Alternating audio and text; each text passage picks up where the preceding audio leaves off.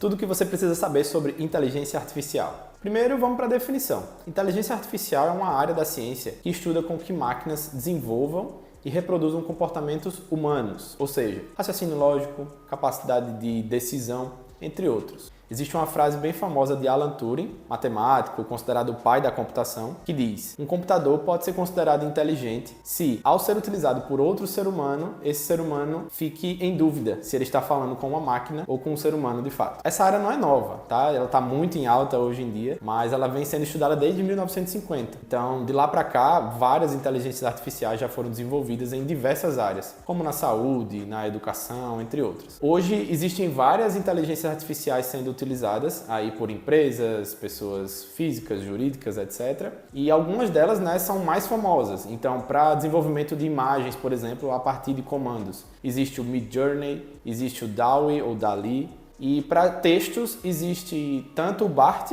que é uma inteligência artificial do Google, quanto o famoso ChatGPT, que a gente vai falar bastante dele ainda por aqui. Show, mas como funciona uma IA, uma inteligência artificial? Bom, basicamente ela é baseada em algoritmos. E aí a gente também puxa o que é um algoritmo. Um algoritmo é uma sequência de instruções para a realização de uma tarefa. Então é basicamente uma receita de bolo. Para você que quer aquele bolo, você vai precisar seguir aquela receita. Então, o algoritmo nada mais é do que uma sequência de instruções para um determinado resultado, uma tarefa. Uma inteligência artificial é algo que entende esse algoritmo, entende essas instruções baseado em dados. Então, existem entradas que você fornece para ela e ela vai aprendendo com aquelas respostas. Ela não apenas te fornece uma resposta e acaba por ali.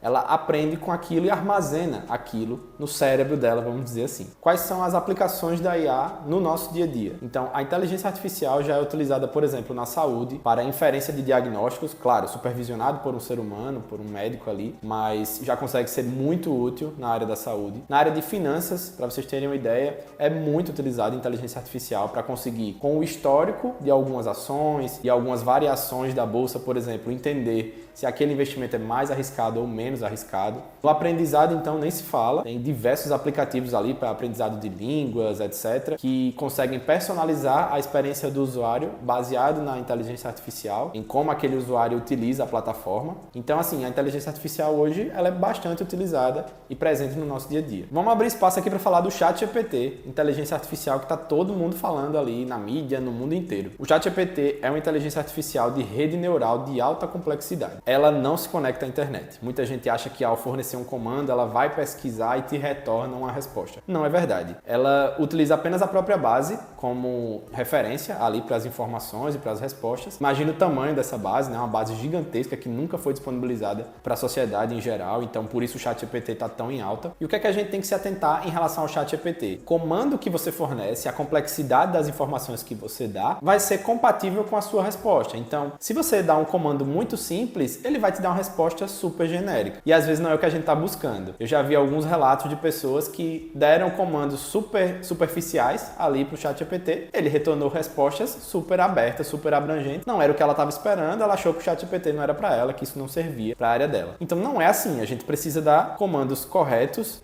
complexos, para que ele nos retorne o que a gente está imaginando. Depois vale a pena, como eu falei, um vídeo só sobre isso. Algumas pessoas também perguntam, tá, mas qual a diferença do ChatGPT para o Google? Não tem muito a ver, tá? O Google, ele é um buscador. Você busca uma dúvida, uma pergunta, e ele te retorna uma série de links da internet, que não são do próprio Google, são de criadores de conteúdo ali em geral, e você vai clicar no que mais te chamar a atenção e vai buscar informação dentro daqueles links, que não são do próprio Google. O Google apenas te forneceu o caminho das pedras, vamos dizer assim, para que você faça a sua pesquisa. No caso do ChatGPT, a história é diferente. O ChatGPT, baseado na sua própria base, tenta já te dar essa resposta. Então, às vezes ele erra, é natural, mas muitas das vezes ele consegue te dar respostas tão complexas que às vezes parece um ser humano, como a gente falou lá aquela frase de Alan Turing. Então, a complexidade da resposta do ChatGPT é algo totalmente diferente da apenas as respostas que o Google nos dá de links. E fora a interatividade, né? Você consegue conversar com o ChatGPT e não com o Google. O Google vai apenas te fornecer ali as pesquisas e depois é contigo. E vamos falar um pouco sobre ética dentro da inteligência artificial. artificial é uma grande polêmica. Por quê? A gente está lidando com dados, né? Dados sensíveis. Então esses dados não podem serem violados, mas a gente sabe que no digital isso pode acontecer. Outro problema seria a questão discriminatória. Será que a inteligência artificial poderia nos dar respostas discriminatórias em relação a alguma pergunta, algum comando que a gente fez? E quem treinou essa base? Treinou ela de maneira isenta disso? Enfim, então existe também esse questionamento rolando aí na comunidade. Existe também a questão da autenticidade. Então hoje a gente pode pedir para o ChatGPT criar uma poesia, criar uma música, criar um roteiro,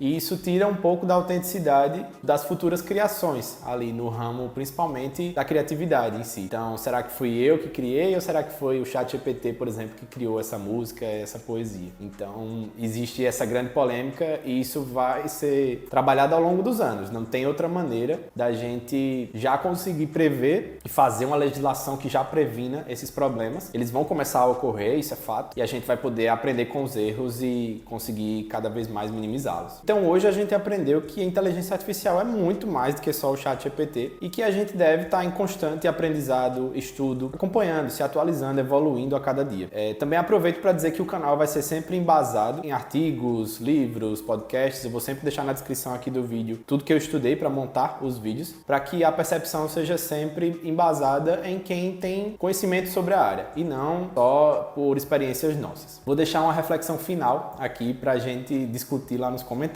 Você não vai perder o seu emprego para a inteligência artificial. Você vai perder o seu emprego para alguém que sabe utilizar a inteligência artificial. E aí, concordam? Deixe nos comentários e até o próximo vídeo.